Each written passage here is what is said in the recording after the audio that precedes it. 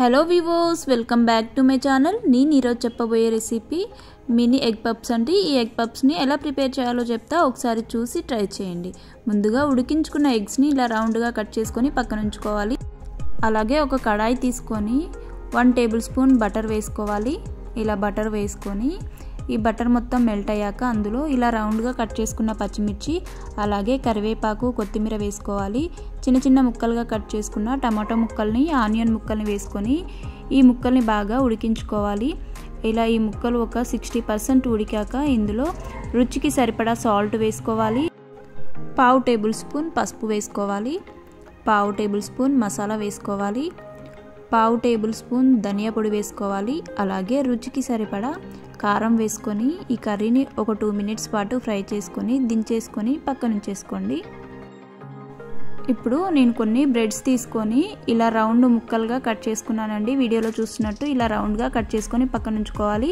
అలాగే ఒక బౌల్లో మైదా పిండి కానీ బియ్యం పిండి కానీ కొద్దిగా వాటర్ వేసుకొని కలుపుకోవాలి. అలాగే ఒక ఎగ్ వైట్ ఇలా తీసుకున్నాను.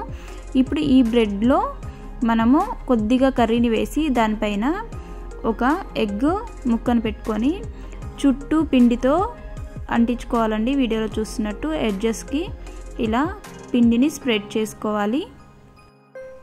అలాగే మరొక బ్రెడ్ ముక్కను తీసుకొని పైగా పెట్టుకొని ఇలా ఎడ్జెస్ని గట్టిగా ఫోల్డ్ చేసుకోవాలి. ఏమాత్రం ఊడిపోకోకుండా ఇలా ఫోల్డ్ చేసుకున్న ఈ బ్రెడ్స్ని మనం ఎగ్లో ముంచుకొని, ఎగ్ వైట్లో ముంచుకొని బ్రెడ్ క్రమ్స్లలో వేసుకొని పక్కన ఉంచేసుకోండి. ఇలానే బ్రెడ్స్ అన్నీ ప్రిపేర్ చేసుకున్నాక డీప్ ఫ్రైకి సరిపడా ఆయిల్ వేసుకొని, ఆయిల్ హీట్ ఎక్కాక ఈ ఆయిల్లో ఈ బ్రెడ్స్ని వేసుకొని ఫ్రై చేసుకోవాలి.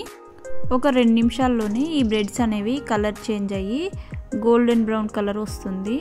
అప్పుడు మరొక సైడ్ టర్న్ చేసుకొని 2 సైడ్లా ఈ egg puff golden brown colour వచ్చే వరకు ఆయిల్లో ఫ్రై చేసుకొని ఆయిల్లో నుంచి సపరేట్ చేసుకోవాలండి. ఈ ఎగ్ పఫ్లు రెడీ అయిపోయినట్టే. చాలా సింపుల్ రెసిపీ అండి. చాలా ఈజీగా ప్రిపేర్ చేసుకోవచ్చు. చాలా తొందరగా అయిపోతుంది. అలాగే టేస్ట్ కూడా చాలా బాగుంటుంది. పైగా క్రిస్పీగా, లోపల ఎగ్ అండ్ కర్రీ టేస్ట్తో చాలా బాగుంటుంది. మీరు ఒకసారి ట్రై చేసి చూడండి. అలాగే వీడియో నచ్చితే లైక్ చేయండి, షేర్ చేయండి, సబ్స్క్రైబ్ చేసి పక్కనే ఉన్న బెల్ ఐకాన్ని క్లిక్ చేయండి. Thank you for watching.